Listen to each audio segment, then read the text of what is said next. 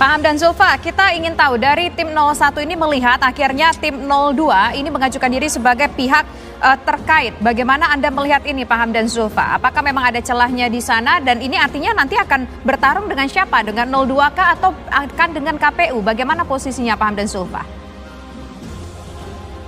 Ya nggak masalah 02 ikut ya, memang itu haknya 02 sebagai pihak yang merasa kepentingannya bisa terganggu kalau berkaitan dengan perkara ini. Jadi, itu hal yang biasa saja dan itu merupakan prosedur standar di Mahkamah Konstitusi. Kami akan hadapi, tapi sebenarnya yang sebagai termohon di sana kan KPU.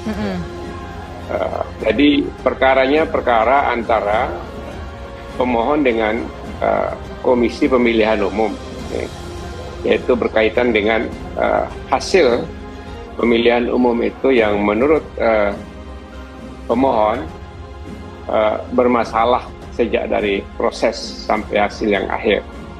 Nah, itulah yang nanti akan dibuka seluruhnya di Mahkamah Konstitusi.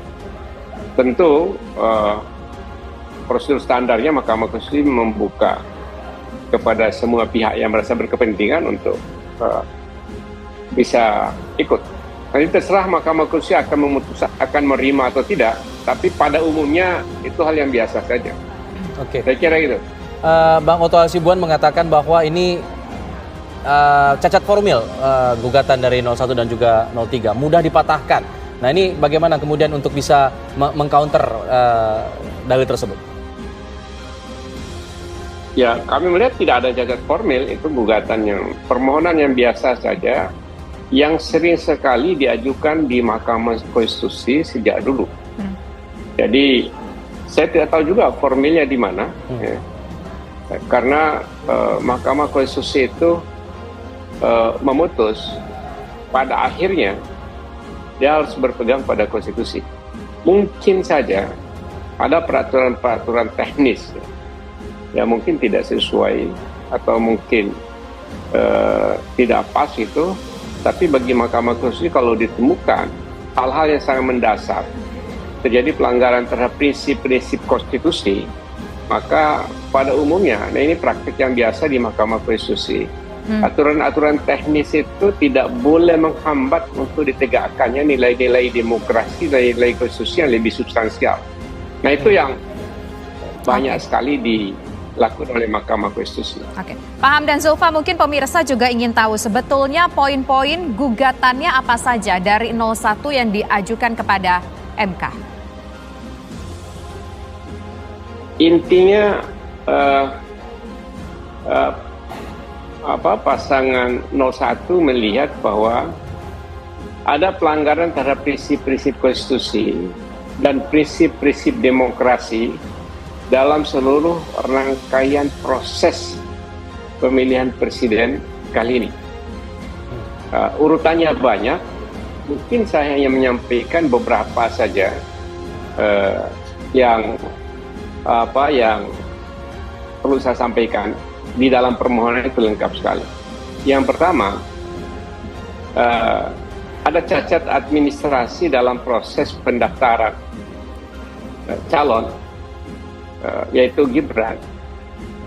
Pada saat pendaftaran itu berlaku peraturan Komisi Pemilihan nomor 19 tahun 2003, yang dalam peraturan itu dicantumkan bahwa umur seorang calon presiden, calon wakil presiden itu adalah 40 tahun. Dan itu masih berlaku ketika Gibran didaftarkan dan tidak diubah oleh KPU. Dan justru baru diubahnya nanti pada bulan November. Itu verifikasi pencalonan pada tanggal 25 Oktober. Memang diubah kemudian, tapi sudah didaftar.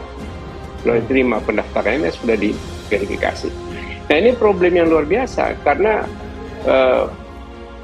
melanggar prosedur hukum yang harusnya dilakukan menurut prinsip-prinsip due process of law, prinsip-prinsip negara hukum. Nah ini terbukti pelanggaran itu dengan adanya putusan DKPP. DKPP dalam pertimbangannya bahwa KPU menerima pencalonan Gibran itu melanggar prosedur. Harusnya KPU mengubah dulu peraturan KPU yang menentukan batas umur 40 tahun. Sementara Gibran belum berumur 40 tahun. Ini cocok juga. Pernah suatu kali Pak Yusril menyampaikan bahwa tidak mungkin Gibran ini diajukan sebagai calon dengan dasar hanya semata-mata putusan MK. Karena harus ada prosedur pengubahan dulu peraturan KPU. Prosedur pengubahan peraturan KPU itu harus berkonsultasi dengan DPR. Sementara pada saat itu DPR masih dalam masa reses. Jadi tidak mungkin menurut Pak Yusril pada saat itu. Nah, oleh karena itu kami seharusnya putusan MK itu kalau diakui keberadaannya itu berlaku untuk 2009, bukan untuk sekarang ini. Karena tidak bisa dengan menerobos begitu saja KPU menggunakan surat tanpa mengubah peraturan KPU yang menjadi dasar dia bertindak. Yang kedua, yang paling impresif mobilisasi aparat pemerintahan, aparat desa, kemudian menteri-menteri turun kampanye.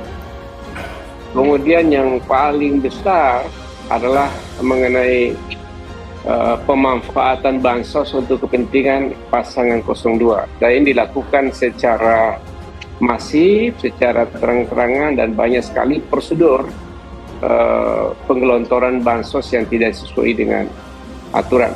Dan itu semua adalah dalam rangka kepentingan 02. Mengapa? Ini menjadi penting bagi Presiden ya, untuk membantu 02. Karena ada anaknya di situ yang menjadi pasangan calon. Kalau kita refleks ke belakang, Presiden ini kan pernah berkeinginan untuk 3 periode, itu gagal. Perpanjangan masa jabatan itu gagal, karena ditolak semua orang. Jadi ini skenario ketiganya memajukan putranya untuk menjadi calon wakil presiden. Jadi skenario ketiga ini sukses rupanya, dan Presiden memanfaatkan seluruh fasilitas dan infrastruktur pemerintahan, ya. Untuk memenangkan anaknya sebagai pasangan calon wakil presiden. Nah, ini berkaitan dengan diloloskannya Gibran oleh KPU dengan tanpa melalui prosedur pada saat pendaftaran, guna pemanfaatan sebagian besar fasilitas negara dalam rangka pemenangan pasangan calon nomor 2. Kami uraikan di sana panjang sekali, dan kemudian pemanfaatan para pejabat kepala daerah yang sampai 273 kepala daerah yang diangkat oleh Presiden dan Kemendagri di seluruh Indonesia, dan itu dimanfaatkan, dan itu terbukti dilakukan. Ini pemilu yang paling rusak sepanjang sejarah kita. Ya, Pak Hamdan, apakah poin gugatan nomor 2 tadi itu akan disertai dengan bukti saksi, keterangan saksi langsung, misalnya aparat kepala desa, dan juga ada menteri, mungkin tadi sempat mengatakan ada pengarahan menteri juga dalam kampanye? Ada, bukti-buktinya ada semua. Ya, bukti-buktinya ada semua, hanya saja memang tidak mungkin kita ngajuin bukti seluruhnya saksi-saksi, karena itu kan dibatasi hanya 15 orang. Tapi kami akan mengajukan bukti-bukti yang paling mungkin bisa diajukan. Kemudian juga untuk saksi itu uji petik aja di mana saksi mana yang paling bisa kita ajukan, karena banyak sekali yang mau jadi saksi, tapi MK akan membatasi. Jadi sebenarnya gugatannya ini, Pak Hamdan Zulfa, mohon maaf saya potong. Jadi sebenarnya gugatannya ini mau menyasar kepada Presiden atau mau kepada Pak Prabowo-nya, atau hanya kepada KPU-nya saja? Jadi ada prinsip hukum begini, ya. Undang-undang pemilu itu, ya, melarang presiden, pemerintah daerah sampai kepada kepala desa untuk membuat kebijakan atau melakukan tindakan yang menguntungkan salah satu pihak atau dan merugikan pihak lain. Itu jelas sekali, dan itu pelanggaran terhadap prinsip fairness dalam pemilu. Dan ini berkaitan langsung dengan KPU yang akibatnya adalah tidak bisa melakukan apa-apa dan banyak sekali melakukan kesalahan dan pelanggaran.